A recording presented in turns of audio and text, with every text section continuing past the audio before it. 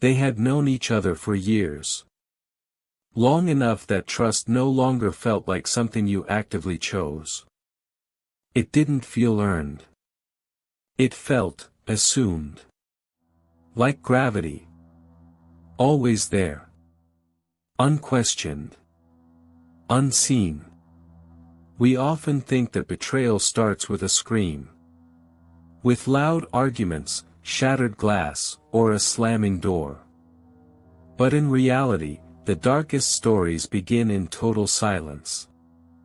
They begin with a slight nod. With the phrase, "Don't worry about it, I've got this." They begin when two people decide that their bond is so strong. It no longer needs boundaries. This is a story about how safety becomes a trap. About how the people we trust the most become the only ones who can truly destroy us. Not because they are evil, but because we simply stopped looking. They didn't remember the exact moment they became close. There was no turning point. No cinematic conversation in the rain. Just time. Layer after layer of shared routines. Thousands of repeated actions that built a wall of familiarity. And familiarity is a dangerous thing. It acts like a sedative. It slows your pulse. It makes your eyelids heavy. For years, they ate at the same places. Sat at the same tables for decades. They ordered food without even looking at the menu. Because each already knew what the other wanted. It felt efficient. It felt like a superpower. When you know someone that well, you stop explaining yourself. Conversations flow without context. Stories no longer need backstories.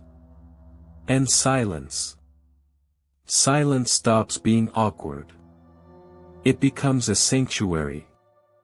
Comfort. Safety. But safety has a way of lowering your guard. Without asking for permission. When you feel safe, you stop scanning the horizon for threats. You stop checking the locks on the doors. You assume the floor beneath your feet is solid. Simply because it was solid yesterday. Money didn't arrive as a problem. It didn't disrupt the harmony. It didn't raise any alarms. It slipped into the room quietly. Almost politely. It wasn't a debt. It wasn't a conflict. It was just a practical detail. A temporary solution. A shared responsibility. That, at the time, seemed perfectly reasonable. One of them was better with numbers. More organized. More patient. Someone who didn't mind the dry, gray world. Of spreadsheets, bills, and bank statements. The other didn't resist. Why would they? This wasn't a business deal between strangers. This was friendship. And in a friendship, asking for a receipt feels like an insult. So this arrangement was born. Logical. Efficient. Responsible. They didn't sit down to define the rules. They didn't talk about oversight. Or transparency. Those words felt too cold. Too corporate. For a bond that had lasted 10 years. Because rules feel unnecessary. When trust feels complete. And that was the first mistake. Not a lack of honesty. But a lack of structure. For months, nothing changed. Bills were paid on time. Accounts looked balanced at a glance. Updates came regularly. Short, casual, reassuring messages. All clear. It's handled. Don't worry about it. When everything looks normal, questions feel intrusive. Why double-check something you already believe in? Trust became a shortcut. A way to save time. A way to avoid the awkwardness of talking about dollars and cents over a beer. Time passed. But not in years. It passed in moments.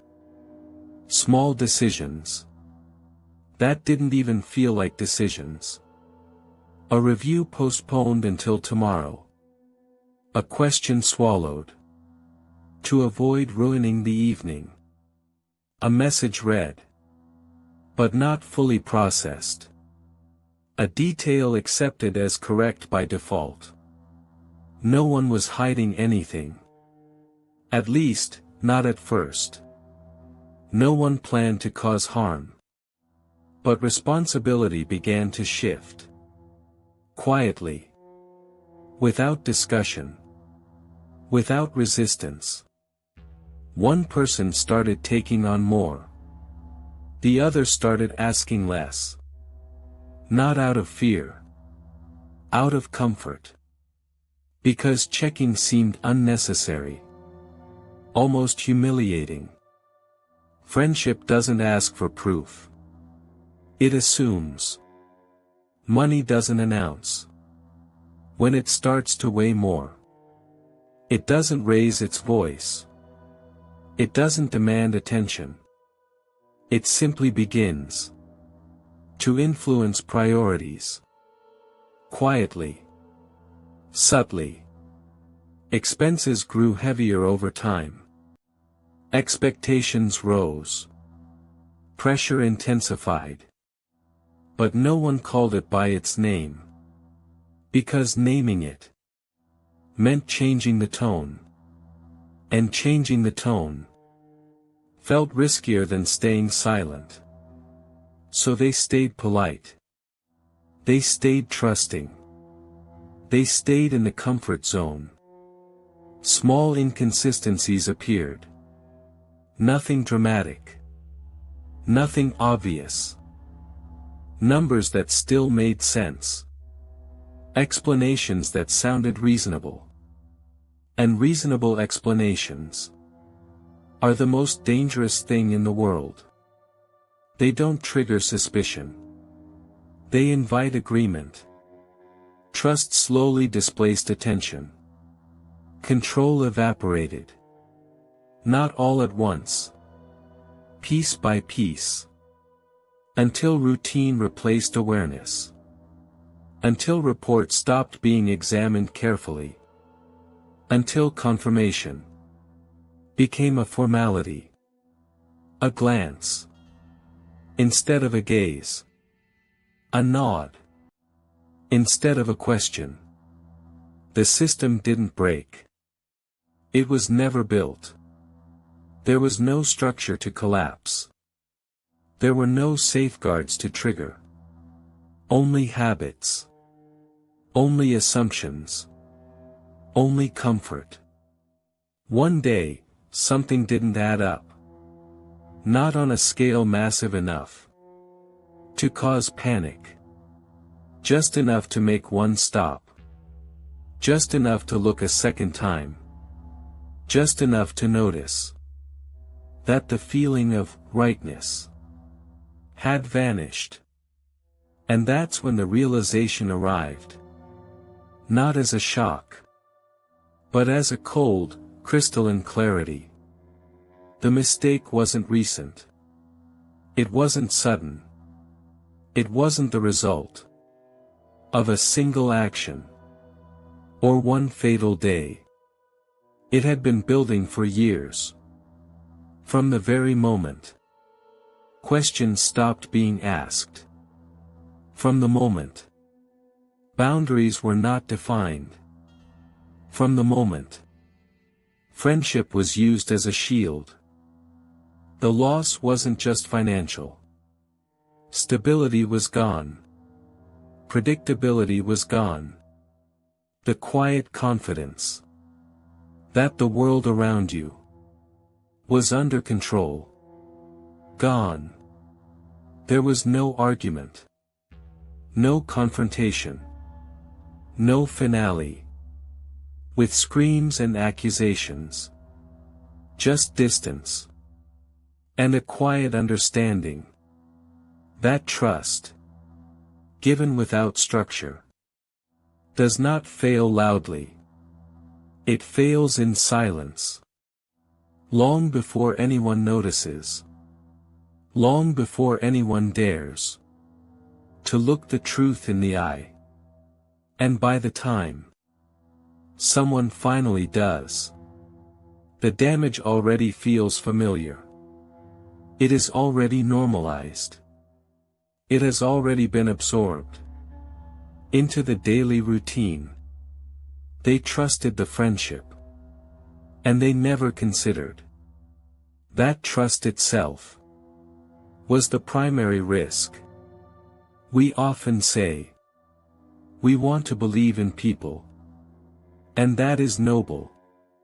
But in a world where there are no questions, there is no true intimacy either. There are only two passengers on a train that derailed long ago, but continues to roll on momentum. Check what is dear to you.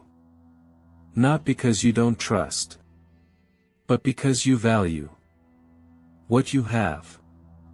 Because silence isn't always peace. Sometimes it's just the sound of something important slowly disappearing forever.